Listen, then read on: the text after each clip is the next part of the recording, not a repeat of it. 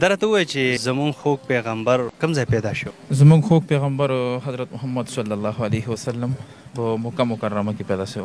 مور یې کله وفات شو؟ مور ماشاءالله سبحان الله. ګران کتونکو زما په دغه خوا کې تاسو ویډیو ګورئ. په دغه ویډیو کې یو پښتون الګ دی او د یو بل پښتون دکاندار نه چې د کپړې دکان دی هغه نه د نبی علیه الصلاۃ والسلام مبارک د متعلق تپوسونه کړي دي، پوښتنې کړي دي.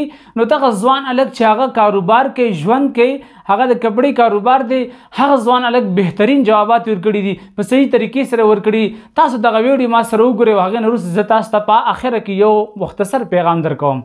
دا راته ووایه چې زمونږ خوږ پیغمبر کوم ځای پیدا شو؟ زمونږ خوږ پیغمبر حضرت محمد صلی الله علیه وسلم په مکه مکرمه کې پیدا شو. مور یې کله وفات شو؟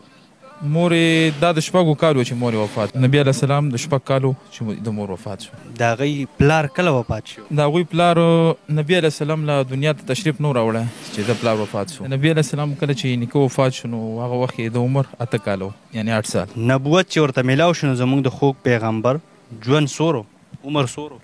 نبوت چې ورته کله میلاو شو هغه وخت کې عمر 40 سالو یعنی 40 کاله. 40 کالو. ماشاءالله ماشاءالله.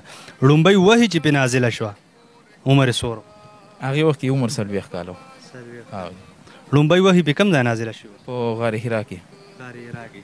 ماشاءالله ماشاءالله. کله چې هغوی وفات شو نو عمر سورو؟ چې وفات شو نو 63 سال یعنی 43 کاله عمر و. 43 کاله عمر کې. او زبردست زبردست. تاسو ته خو به زمونږ د خوږ پیغمبر د بیبیانو هم بیا پته چې څو بیبیانې وي؟ او یو پته ده. څو وي؟ 11 بیبیانې وي. حضرت ماشاءالله ماشاءالله. نومونه ته یاد دي؟ او جی یاد دي. کم کم؟ حضرت خدیجة الکبرى، حضرت عائشة صدیقه، حضرت ام حبیبه، حضرت میمونه، حضرت جویریه، حضرت صفیه، حضرت زینب بنت خزیمه، حضرت زینب بنت جهش او حضرت حفصه رضی الله عنها، حضرت ام سلمه او حضرت سوده. ګران کتونکو دغه ځوان تاسو وکتلو، دغه ځوان چې دی د خپل کاروبار دی، خپل کپړې کاروبار دی، خو د نبی علیه الصلاۃ والسلام مبارک متعلق دته چې دی هغه معلومات وو چې کیدای شي ستاسو په علم کې نه وي. د نبی علیه الصلاۃ والسلام مبارک هغه تاریخ پیدایش، د هغه والد صاحب چې کوم تاریخ وفات وو، هغه والده چې کله وفات شوی وه، چې نیکه کله وفات شوی و، د نبی علیه السلام مبارک څومره بیبیانې وي، د هغې کوم نومونه وو. ډېر زبردست تپوسونه دغه مسلمان پښتون کړي دي. او دغه ځوان چې کوم په دغه دکان کې دکانداري کوي، د کپړې دکانداري، د کپړې تجارت دی، د کپړې کاروبار دی، دغه مسلمان دغه ځوان له بهترین جوابات ورکړي دي. دغه ځوان د نبی علیه الصلاۃ والسلام مبارک سره محبت دی، د ده په سینه کې د نبی علیه السلام مبارک محبت پروت دی. په دا وجه باندې چې دغه ځوان د دغه سوالونو جوابونه کړي دي.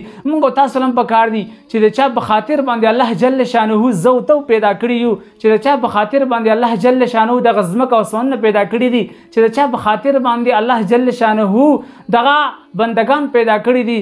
نو د هغه انسان چې هغه حضور پر نور شافع یوم النشور حضرت محمد مصطفی صلی الله علیه و وسلم مبارک ته موږ تاسو لم پکار دي د هغې سیرت نه، د هغې صورت نه موږ تاسو ځان خبر کو.